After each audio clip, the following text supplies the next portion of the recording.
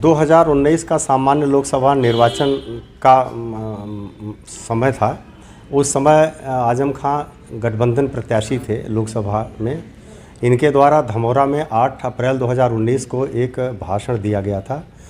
तत्समय DM Shri Anjaneya Kumar Singh थे, जो चुनाव आयोग के निर्देशन में रिटर्निंग ऑफिसर की भूमिका में थे और चुनाव आयोग के निर्देशन में चुनाव प्रक्रियाओं के संचालन में थे। मोहम्मद आजम खां द्वारा भाषण में वर्तमान मुख्यमंत्री उत्तर प्रदेश सरकार के विरुद्ध एवं तत्कालीन डीएम श्री अंजनेय कुमार सिंह के विरुद्ध जो है अभद्र टिप्पणियां की थी, हेट स्पीच दिया था, जिसके संबंध में मुकदमा कायम हुआ था। अधीनस्थ न्यायालय में यह मुकदमा चला। अभियोजन की तरफ से 7 गवाह और बचाव पक्ष की तरफ से 11 गवाह प्रस्तुत किए गए। मौखिक साक्ष्य एवं दस्तावेजी साक्ष्य के आधार पर तत्काल समय जो एसीजेएम प्रथम श्री शोभित बंसल एमपी एमएलए न्यायालय में उनके द्वारा जो है 2 वर्ष का कारावास 125 धारा 125 में लोक प्रतिनिधित्व अधिनियम में एवं 505 1B में दिया गया था। 171 H भी प्रमाणित हुआ था। तो कुल मिला के 2 वर्ष का कारावास और 1500 रुपये अर्थदंड की सज़ा से दंडारित किया गया था।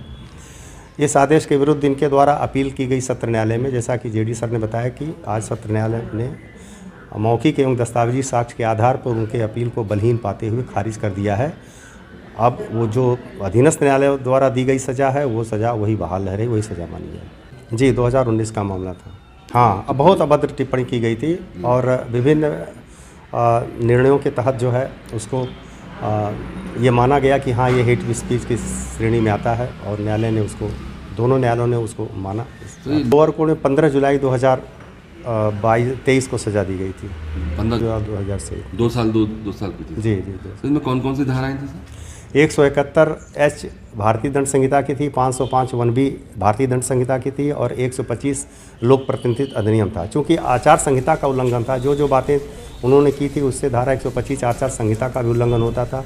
और अपने हेट स्पीच पे उन्होंने इलेक्शन कमीशन को भी एक कटघरे में खड़ा करने की कोशिश की थी कि इनके द्वारा जो है ये फेवर किया जा रहा है वगैरह वगैरह। तो कुल मिला जुला करके ये तीनों धाराएं, चूँकि लोकसभा का चुनाव चल रहा था, तो जो भी बातें एक मॉडल कोड ऑफ कंडक्ट में हैं उसके अगेंस्ट अगर कहा जाएगा तो उसकी परिधि में आएगा ही।